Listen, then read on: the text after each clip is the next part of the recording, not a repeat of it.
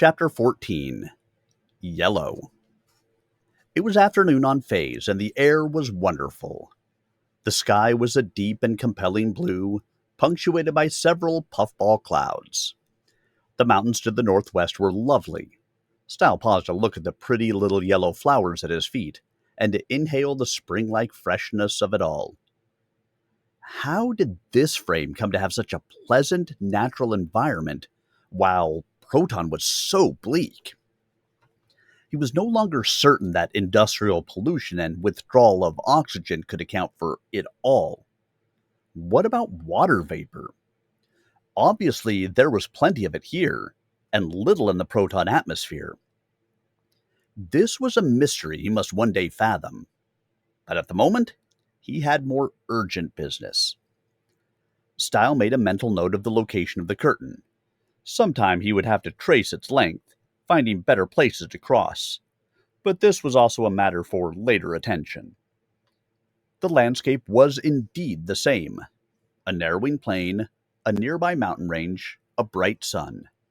Remove the cute clouds and the verdant vegetation carpeting the ground, and the copses of trees, and this was identical to Proton. It was as if these were twin paintings, before and after the artist had applied the color. Phase was the world as it should be after God had made the final touches. Primitive, natural, delightful, unspoiled. Garden of Eden. True to his memory, the Oracle's palace was in sight. Stile set out for it at a run, but before he had covered half the distance, Nasa came trotting out to meet him. She held her head high as they came together, so there was no possibility of striking him with her bright horn. Stile flung his arms around her neck and hugged her, burying his face in her glossy mane, feeling her equine warmth and firmness and strength. He did not need to thank her verbally for her sacrifice on his behalf. He knew she understood. He discovered her hair was wet, and realized that his own tears of reunion were the culprit. Then he leaped to her back, still needing no words, and they galloped bareback in 5 beat to the palace where Kurlgeir waited in man form. Stile had spent his life on Proton, and only a week here in Phase, but already Phase seemed more like home. He had been gone only a night and day, but it seemed longer. Perhaps it was because he felt more like a person here. Actually, the only other true human beings he had encountered in Phase were the man at the curtain who had given him the demon amulet and the Black Adept. Still, Kurlgeir shook hands gravely. "I am pleased to know thy escape was successful," the werewolf said. "I reassured the mayor, but feared privately thou mightst land between domes." I did, but close enough to reach the nearest dome before I suffocated. Stile took a deep breath, still reveling in it. "I should have crossed with thee to make sure, but Nasa was waiting outside, and I never thought of—" I understand exactly how it is. I never thought of it either. I could have walked a quarter mile along the curtain and willed myself back through to you, outside the Black Castle. That never occurred to me until this moment. Kurlgeir smiled. "We live, we learn. No confinement near the curtain shall again restrain us." He squinted at Stile. "Thou lookest peaked. Have a sniff of this." He brought out a sprig with a few leaves and a dull yellow flower, dried. Stile sniffed. Immediately he felt invigorated. Strength coursed through his body. What is that stuff? "Wolfsbane." Wolfsbane? Something that curses wolves? How canst thou carry? "I am not in my lupine form. I would not sniff it then." Oh. Stile couldn't really make much sense of this, but could not argue with his sudden sense of well-being. "Something else," he said. "Didst thou not tell me that most of the people were parallel, existing in both frames?" There are about 5,000 Proton citizens, and 10 times as many serfs, and countless robots, androids, cyborgs, and animals. But I have not seen many people here on Phase, and not many animals. There are at least as many people here as on Proton, plus the societies of werewolves, unicorns, vampires, demons, and assorted monsters. But two things to note. First, we are not confined to domes. We have the entire planet to roam, many millions of square miles. So, Miles? Stile asked, trying to make a fast conversion in his head and failing. we use what thou wouldst call the archaic measurements. 1 square mile would be about 2.5 square kilometers, so. Oh, yes, I know. I just realized archaic measurements. Would that by any chance affect magic? I tried to do a spell using the metric scale and it flubbed before I swore off magic. That might be. Each spell must be correctly couched and can only be employed once. That is why even adepts perform sparingly. They hoard their spells for future need, as citizens hoard wealth in Proton. May I now continue with my original discourse? No, of course, Stile said, embarrassed, and Nasa made a musical snort of mirth. Stile squeezed her sides with his legs, a concealed hug. He tended to forget that she understood every word he spoke. So, there are very few people for the habitable area, and many large regions are as yet uninhabited by man. Thou needst not be surprised at seeing none. The second reason is that many of the people here are not precisely the form of their proton selves. They are vampires, elves, dwarves. He broke off. Stile wished he hadn't. It had almost seemed his size was irrelevant in this frame. Foolish wish. I never judged values in terms of size, Stile said. A dwarf is still a discrete individual, surely. Of course. Kurlgeir agreed. It was his turn to be embarrassed. They were now in the Oracle's palace. I have less than a day before I have to go back to Proton, Stile said. Nasa stiffened. Go back, Kurlgeir demanded. I understood thou hadst no commitment there. It was only to escape the prison of the Black Demon that thou. I have a woman there, Stile said. She covered for me during mine absence. I've agreed to enter this year's tourney, that she not be shamed. Thus it is likely that my tenure on Proton will be brief. The tourney? Thou presumes thou canst win? Doubtful, Stile said seriously. I'd planned to enter in 2 years, when some top players would be gone and my strength would be at its peak. And even then the odds would have been against me. It is hard to win 10 or 12 consecutive games against top competition, and luck can turn either way. I would rate my chances at perhaps 1 in 10, for I could lose to a poorer player with one bad break. Nasa tooted questioningly. Well, 1 chance in 12, perhaps, Stile amended. I did not mean to brag. The mayor means to inquire what thou meanst to do if thou shouldst win the tourney, the werewolf said. Since thou wouldst then be a citizen with permanent tenure, no need ever to depart Proton. Stile wondered in passing how the werewolf had come to know the unicorn well enough to translate her notes in only 1 day. Maybe shape-changing creatures had natural avenues of comprehension. A citizen has virtually complete freedom and power. I would be under no onus to choose between frames. But I like Phase. I think I would spend much of my time here anyway. Much depends on my situation here. If I should turn out to be a vicious person like the Black Adept, I think I'd prefer to vacate. Yet the citizen who was a Black Adept's other self had not seemed to be a bad man. Perhaps it was solely the absolute power that corrupted, power beyond that of any citizen.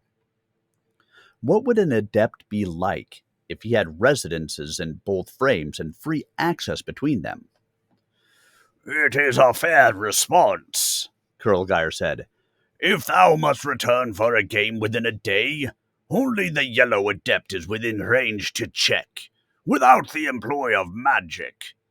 Would it not be better to yield this quest, being satisfied as thou art now? Not while someone is trying to kill me here. That person must know who I am.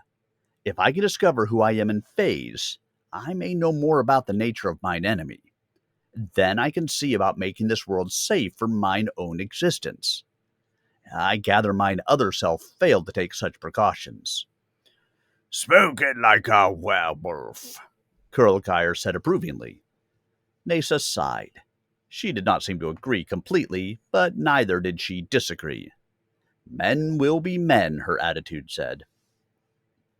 Nasa, I want to be honest with thee, Stile said, feeling the need to provide a better justification. I like Phase. I like thee. But this is not truly my world. Even if there were no threat to my welfare, I could not commit myself absolutely to stay here. I would need to know that my presence served in some way to benefit this world, that there was some suitable challenge to rise to, something that needed doing that perhaps only I could do. If there seems to be more of a need and challenge in the other frame. Nasa made another musical snort. She inquires whether thou wouldst feel more positive if she released thee from thy vow of no magic. The werewolf translated. Stile considered. He understood that the acceptance of such a release would subtly or overtly alienate him from the unicorn. It was only his vow that made it possible for her to associate with him on their original basis. No, I only want to know who I am. If I can't survive without magic, maybe it's best that I not remain here. I never want to be like the Black Adept. All I need is someone to spell me into the other frame in time for mine appointment there. Then I'll return here for another look at another adept. One way or another, I will settle my accounts in both frames.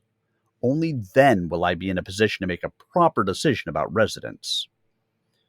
I will spell thee through, Kurlgeir said. In fact, rather than send thee pointlessly into new danger, I will investigate the yellow adept myself and return with news. I think I can now recognize thy likeness, if I encounter it. There is no call for thee to risk thyself on my account, Stile protested. There is no call for me to impose my presence when the mayor wishes to converse with thee alone. And the man merged into the wolf, who bounded away to the north. Damn it! If I start sending others on my foolish quests, where will it end? Stile demanded. I've got to follow him. Stop him. But the wolf was already beyond reach, traveling with the easy velocity of his kind. Probably Nasa could catch him, but only with difficulty. Stile knew Kurlgeir thought he was doing Stile a favor, preserving him from risk, giving him time alone with Nasa.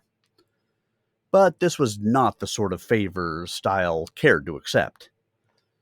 It was not, he told himself, that Sheen had artfully depleted his sexual initiative immediately before sending him across the curtain.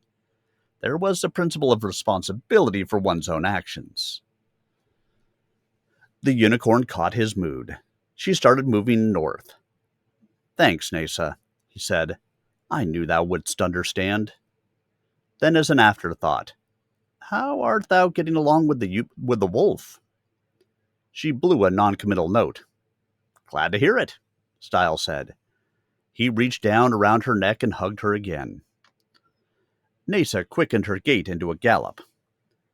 I don't know what finer life I could have than galloping across the wilderness with you, Stile said. The only thing I miss. She made a musical inquiry. Well, that's it, he said.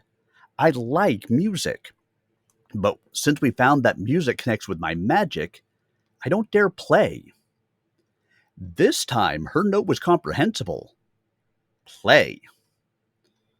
But then the magic gathers, he protested. I have no wish to abbreviate mine oath. I played a little when I was alone in the Black Castle, but I'm not alone now, and I do not want thee angry with me.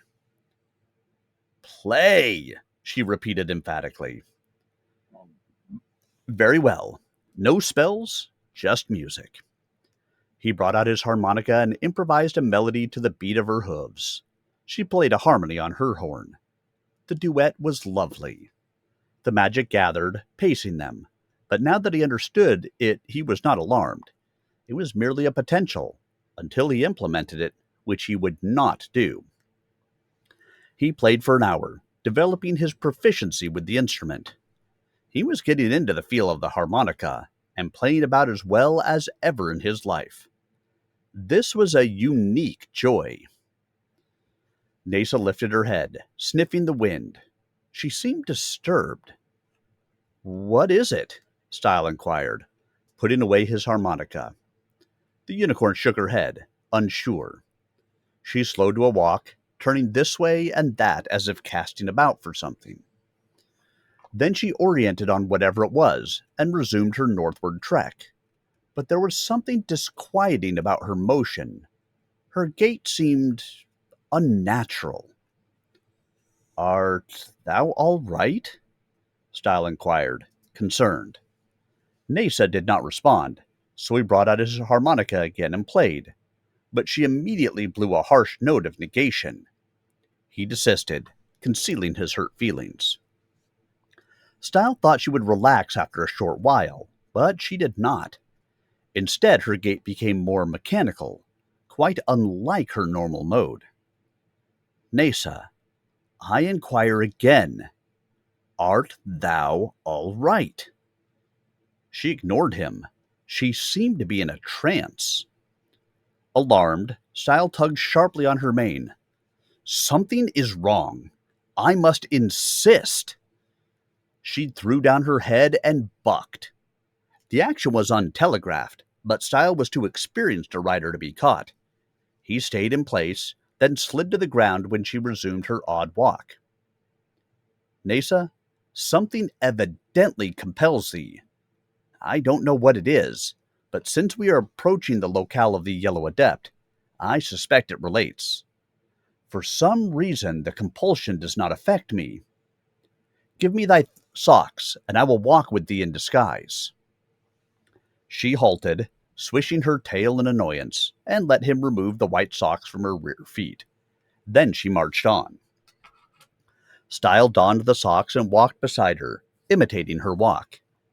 If something were summoning unicorns, he wanted to resemble such a captive as closely as possible, until he understood the situation better. The wolfsbane he had sniffed still buoyed his strength. He was ready for anything, and felt no trace of the prior ravages of hunger and thirst. If Nasa had fallen into some spell cast by the Yellow Adept.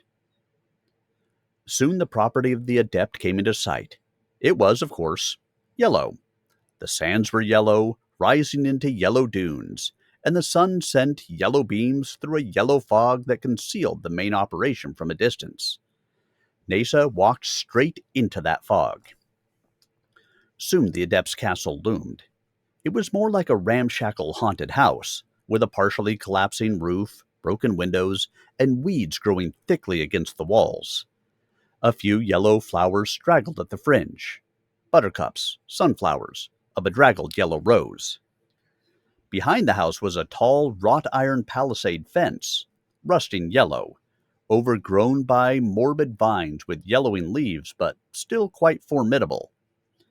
An odor rose from the premises, animal dung and decaying vegetation. Rustic, but hardly pleasant.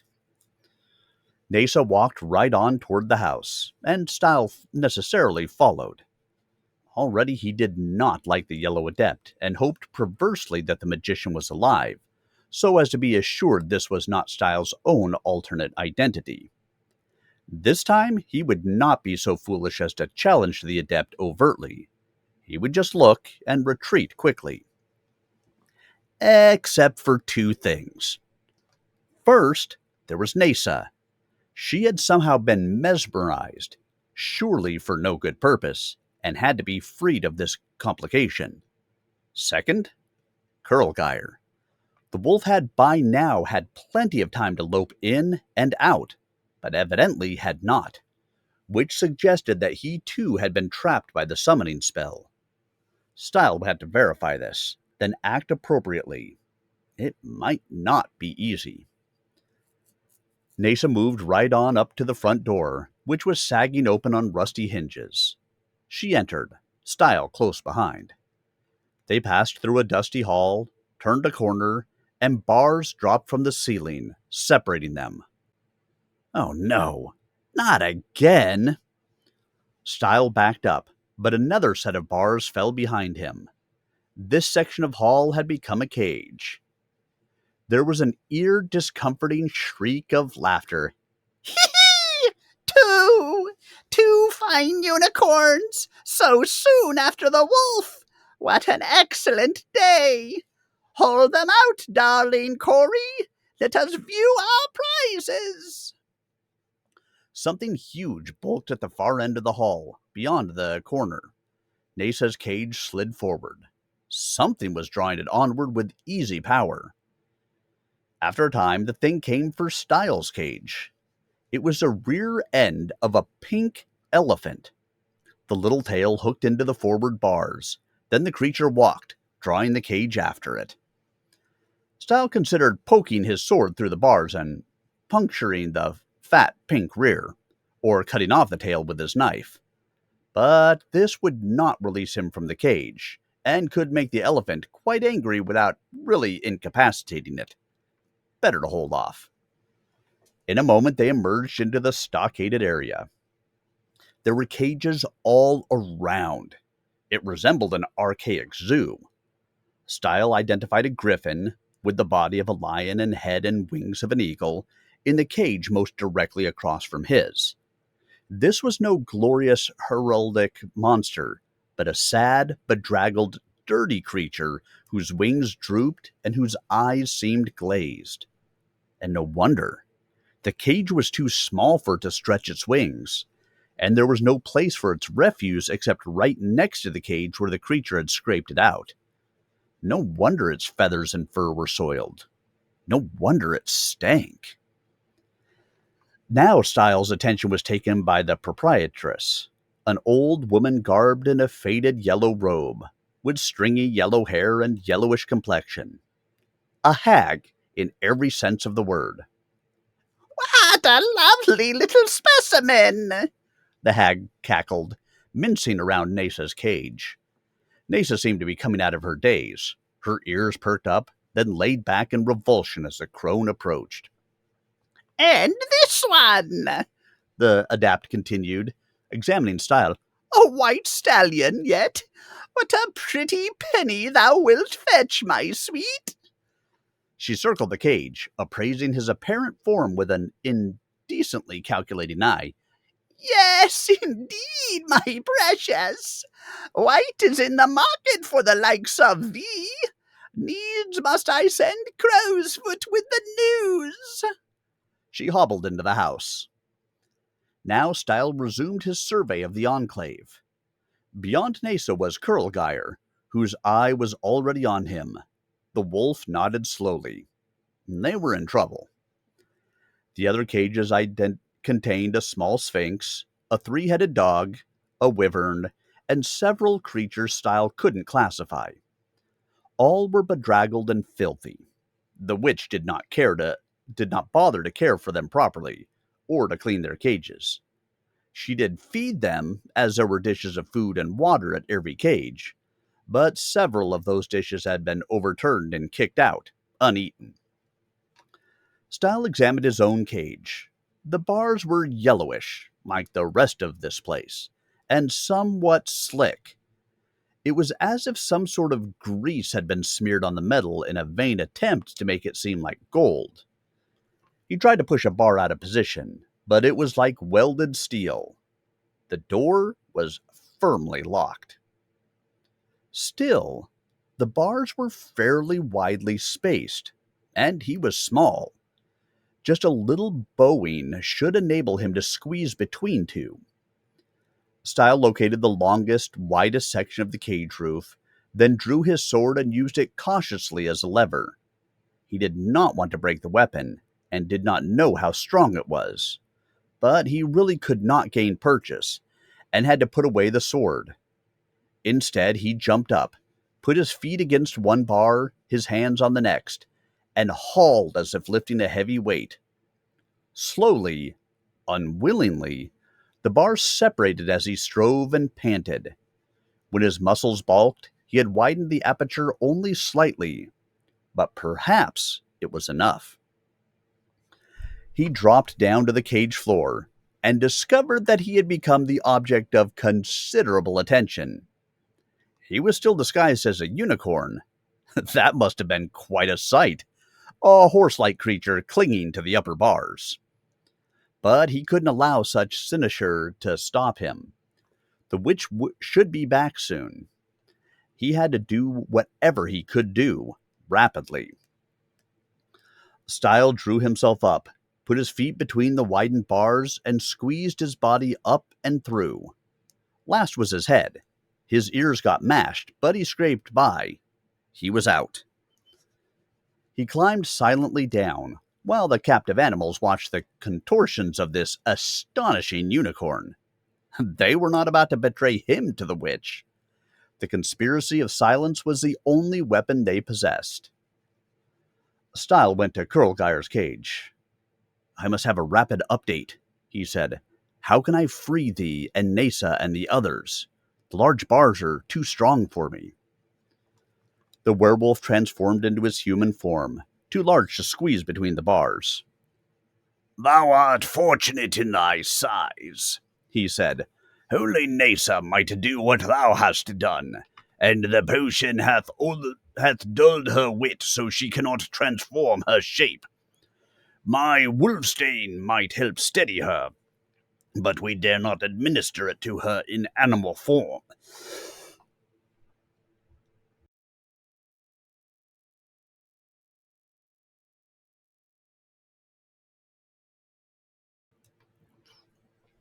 "We are at an impasse.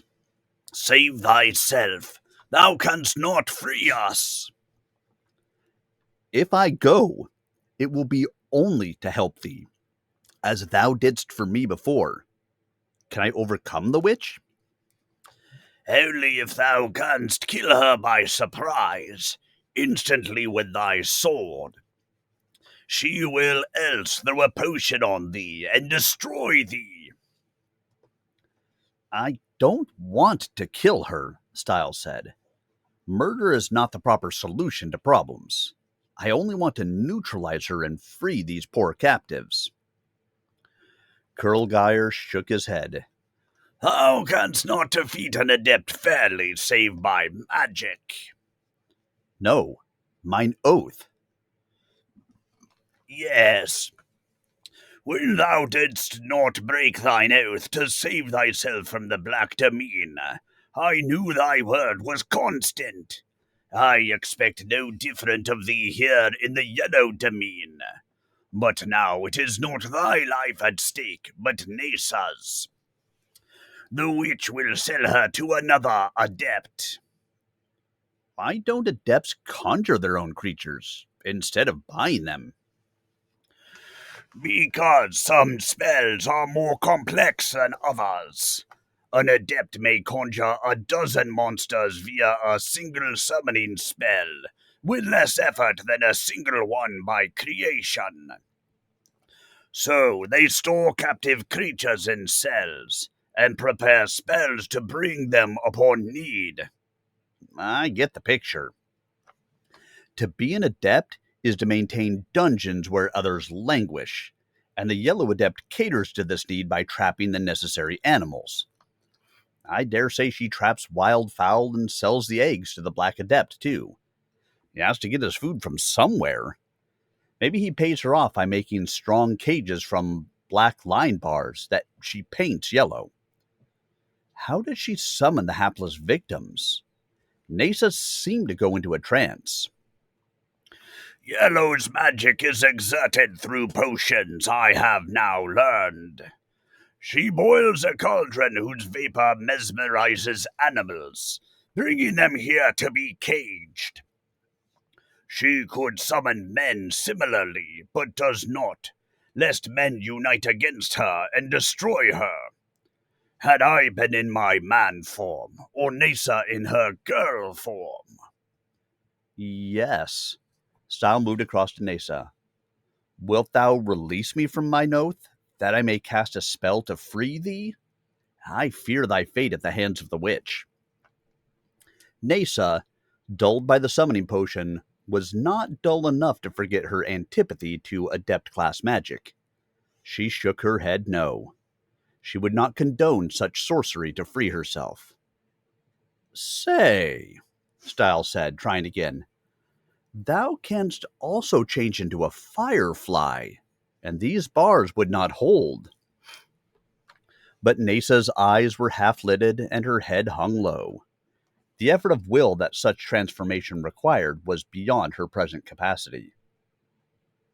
Or, if thou couldst summon thy human form, the potion would not affect thee. There was a growl from another cage. Kurlgeir looked up nervously. Hark! The witch comes! Stile jumped to the werewolf's cage, on inspiration drawing off his socks.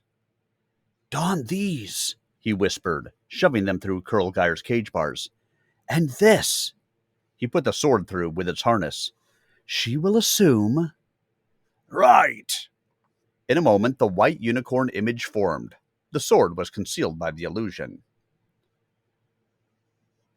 Remember, thou darest not eat nor drink aught she offers thee, for her potions. Uh-oh. Did Nasa drink? But the yellow adept appeared before the werewolf could answer. Still, Stile hardly needed it.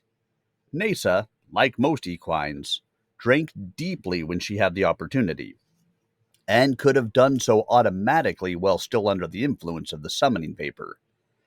That would explain why she hadn't made any real effort to save herself. That also explained why the smarter animals here refused to eat. Kurlgeir had avoided this trap and was alert. But the situation of all these animals remained bleak, for evidently none of them had the strength to break out of the strong cages. Eventually, they would have either to eat or to starve. Not a pleasant choice. Stile's memory of his confinement in the Black Castle remained fresh. Stile was not idle during these realizations. He ducked behind the werewolf's cage, trying to hide. He knew it was foolish of him to hesitate about dealing with the witch. Obviously, she had little to recommend her, and would happily wipe him out. But he could not murder a human being heartlessly. Just as he was bound by an oath of no magic, he was bound by civilized restraints. Demons and monsters he could slay, not people. Eek! Yellow cried, pronouncing the word exactly as it was spelled. The cage is empty! The valuable white corn stallion! But then she inspected the situation more carefully. No, the stallion remains. It is a wolf who is gone. I could have sworn his cage was. She glared across the compound. Darling Cory, She screamed. didst thou move the cages about? Stile watched the pink elephant. The creature had seen what happened. Which side was it on? If it told the truth. The elephant waddled past the cages toward the witch. Suddenly it flung its trunk to the side, catching Stile by the nape of his shirt and hauling him into view. It trumpeted. Well, now, dearest, The crone cried, scratching idly at a wart on her nose. so it was a werewolf.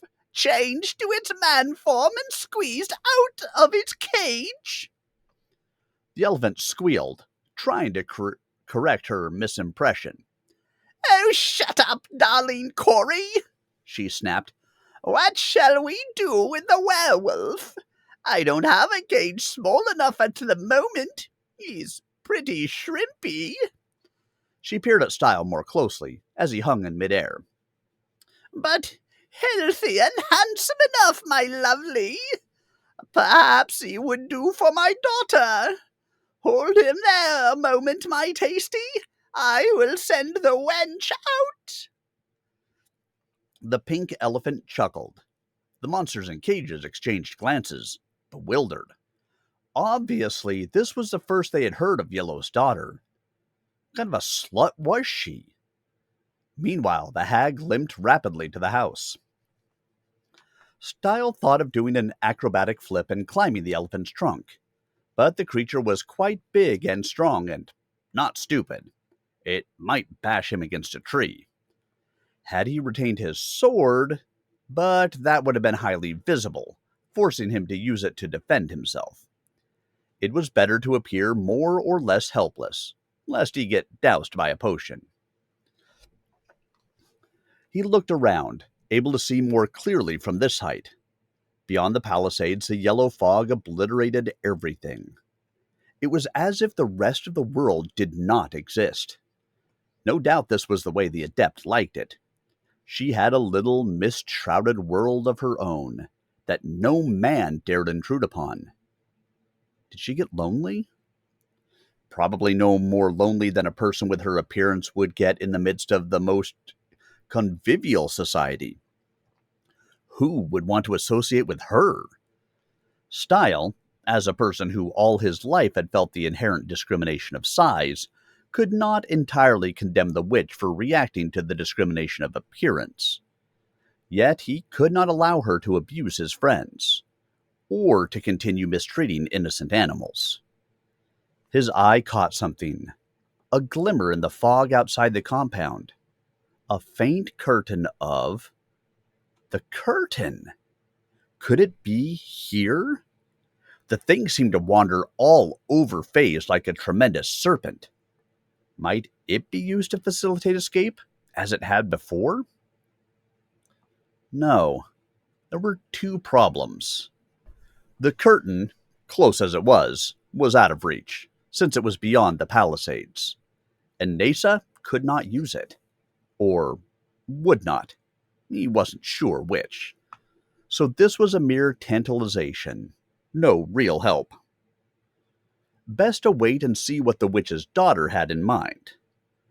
She was probably a homely girl upon whom her crazed mother forced the attentions of any likely seeming male. She emerged.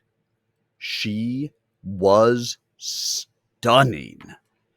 Her yellow hair flowed luxuriously to her waist. Her hands and feet were tiny, and her complexion was gold bronze vibrant, not sallow. She had a figure that would have made an artist gape, with prominent secondary sexual characteristics. Her eyes were so large, she seemed almost like a doll. But what a doll! Young witches, it seemed, had other assets than magic.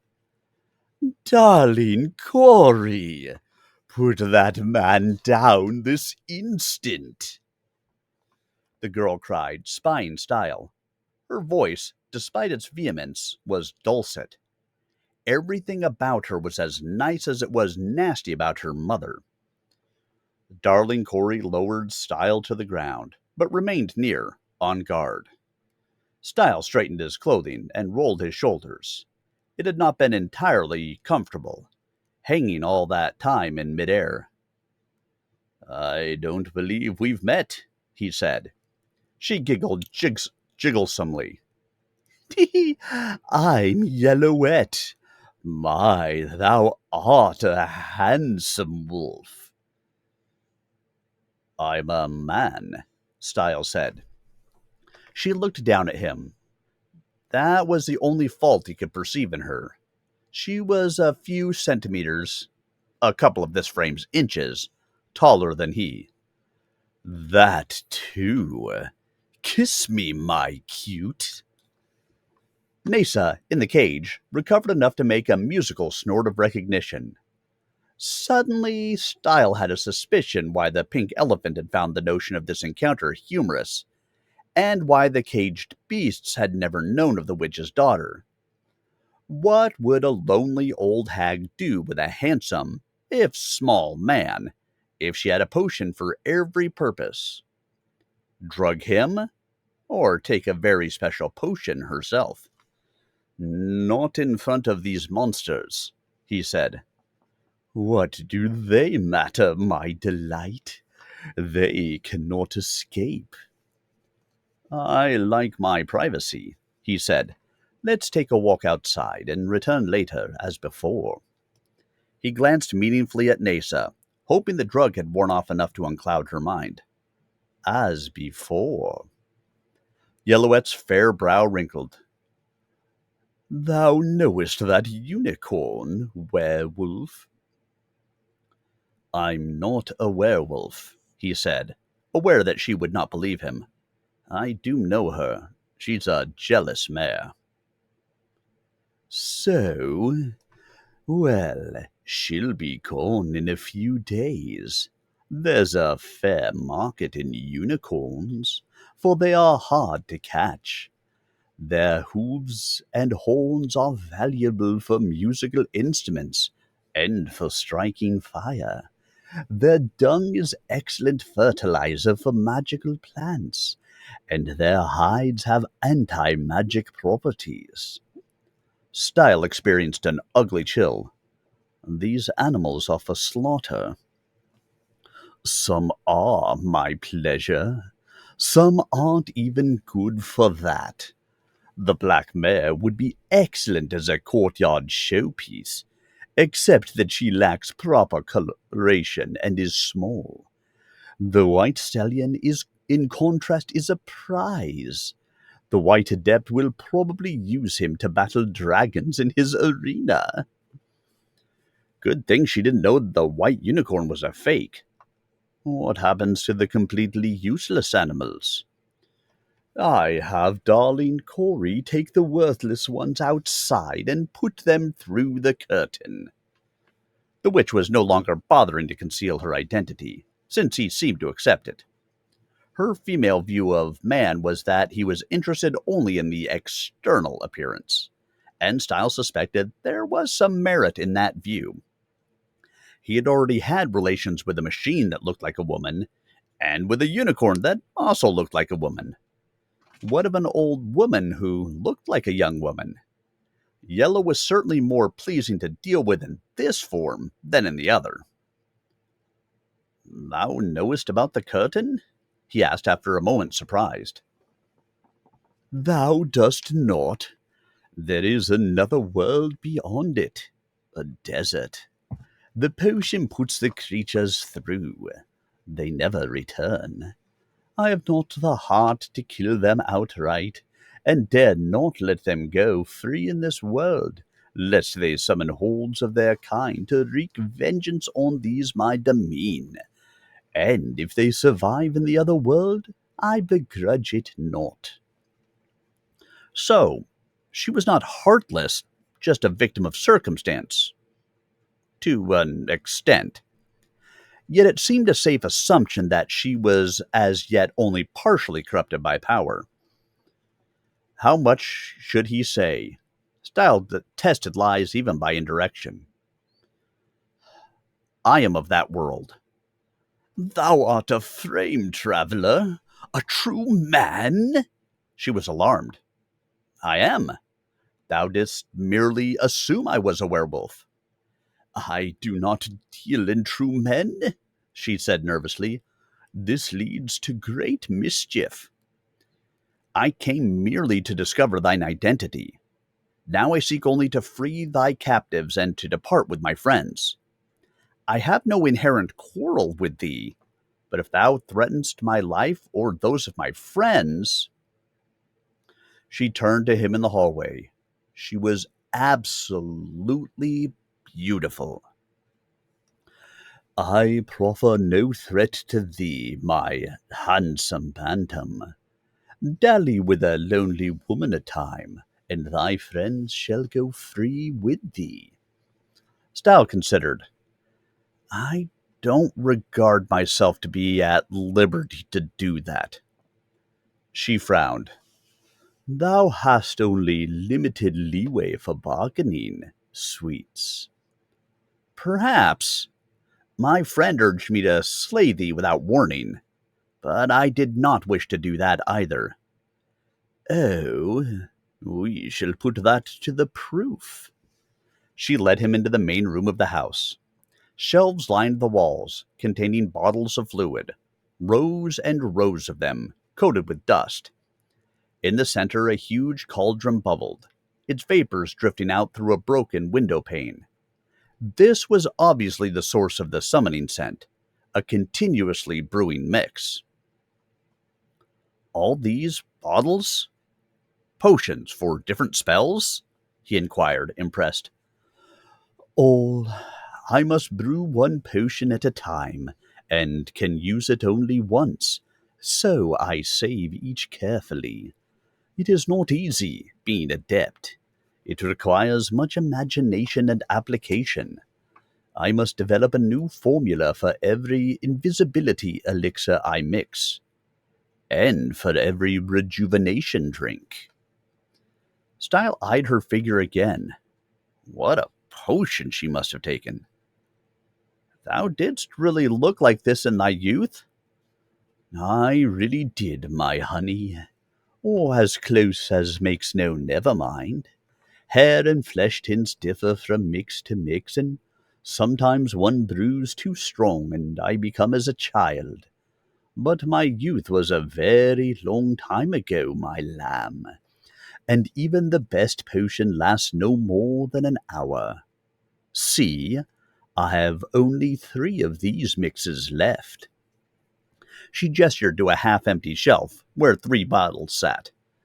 I expended 1/4 of my stock for a mere hour with thee. Take that as what flattery thou mayest. Flattering indeed, Stile said. I did see thee in thy natural state, but this is not what restrains me. I have other commitments. He pondered briefly. Thou didst believe me to be a werewolf before. The true werewolf might be interested in the remainder of thy hour, if thou wert to free him thereafter. Yellow took down a bottle. Thou art most facile, lovely man. I hardly trust thee.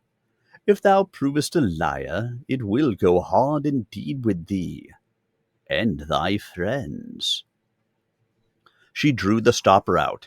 Stile stepped back, alarmed, but she sprinkled the liquid on a statuette, not on him. The figurine grew rapidly into a demon monster. Thou summonest me, hag? It roared, its small red eyes fairly glowing as they glared about.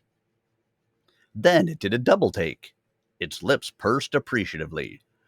I have not seen the like in 600 years.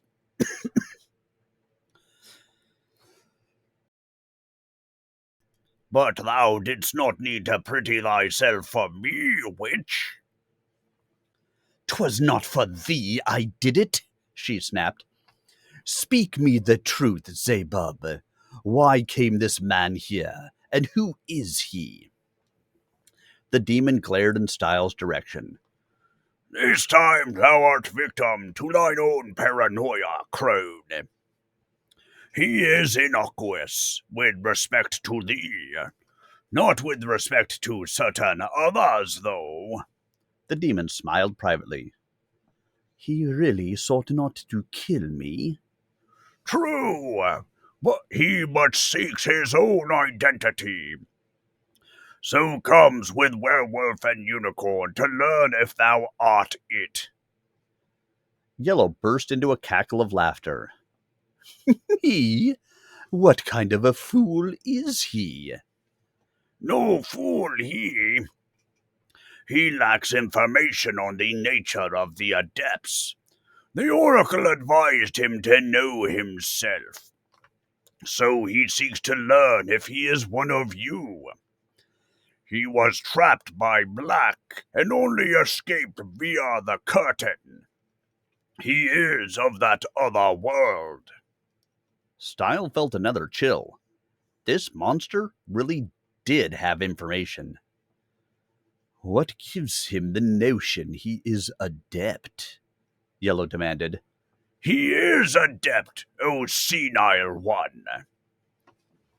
Yellow backed against a wall, almost jarring loose several bottles. Not only a man, but adept to boot. Oh, what a foul pickle I have hatched. Who is he? He is Stile, a serf of Proton, in the other frame, freed to cross the curtain by the death of his phase self. Idiot! I meant which adept is he? The demon scowled. That is formidable information. Don't stall, hellborn one, Yellow screeched, else I will apply a pain potion. Zeba blanched. Blue, he muttered.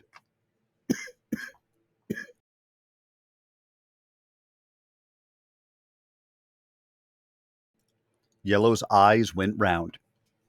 This midget is the blue adept. His alternate, yes. I can't afford trouble with another adept, she exclaimed, wrenching at her own hair in distraction. Not one of such power as Blue. If I free him, will he seek to destroy me? Why does he withhold his magic now?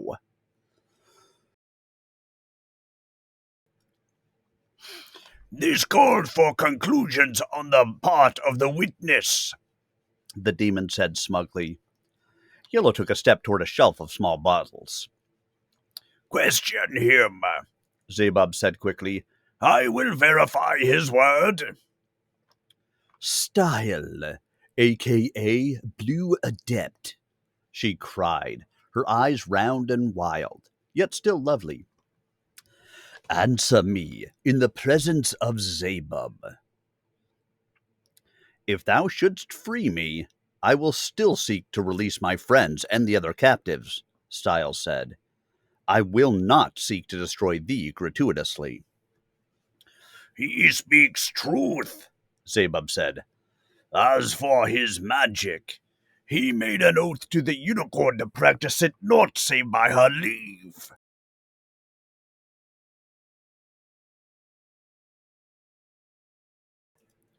So, only his oath makes him subject to my power, she demanded. That is so, Zebub agreed. Thou art the luckiest of harridans. Yellow's beautiful brow furrowed. If I release the unicorn, she could then release Blue from his oath, and there would be war between adepts. I dare not risk it.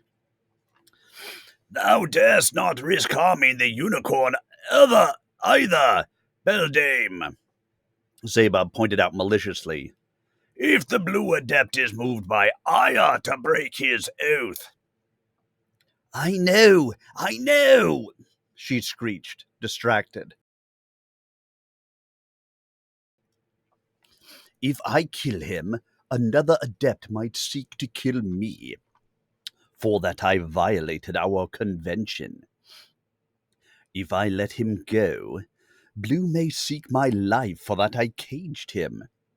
If I try to hold him... My time is up, Zebub said. Please deposit another potion, Scold. Oh, be gone with thee, Yellow snapped. The demon shrank into figurine size and froze. A dead image. Yellow looked at Stile. If thou keepest thine oath to the unicorn, wilt thou honor it for me? I wish I could be sure. I want no quarrel with another adept. Release all the animals in your compound, and thou wilt have no quarrel with me, Stile said. I cannot. I have commitments. I have accepted magic favors in payment. I must deliver.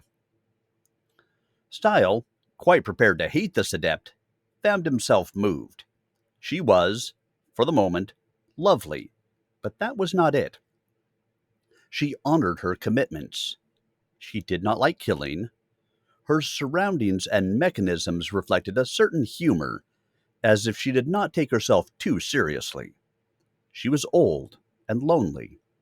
It should be possible to make a deal with her. I want no quarrel with thee either, he said.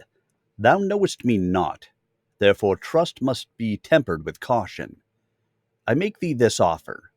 Send me through the curtain, and I will not return. I will seek to free my friends and the animals from a distance.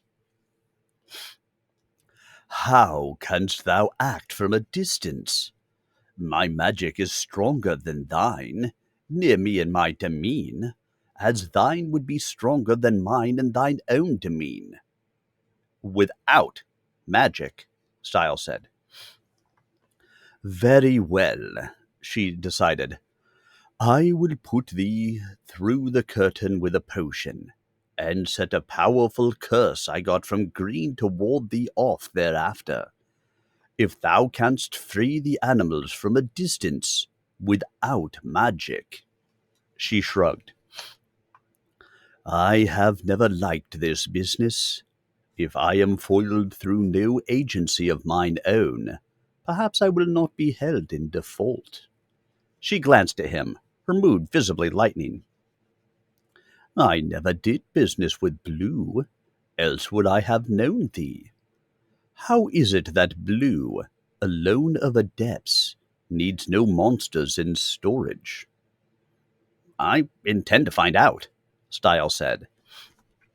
He was highly gratified to have this information.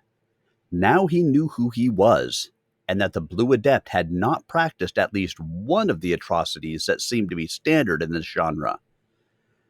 This excursion into the Yellow Demesne had been mistaken, but serendipitously worthwhile. Yellow took down another bottle, then led him out of the house and around the palisades to the curtain. Stile hoped he could trust her to use the correct potion, but it seemed reasonable. If adepts avoided trouble with adepts, and if she feared his violation of his oath were he to be betrayed, she would play it straight. She seemed to be, basically, an honest witch. At the curtain, she hesitated, hand on the stopper of the bottle.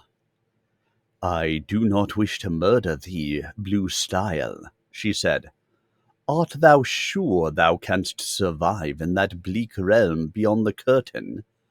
If thou preferest to dally here... My thanks, Yellow. I can survive. I have a prior engagement and must pass through now. And thou thinkest the werewolf might be interested for half an hour? It is not a difficult thing I ask. Won't hurt to ask him, Stile agreed, stepping through the curtain as she sprinkled the liquid on him.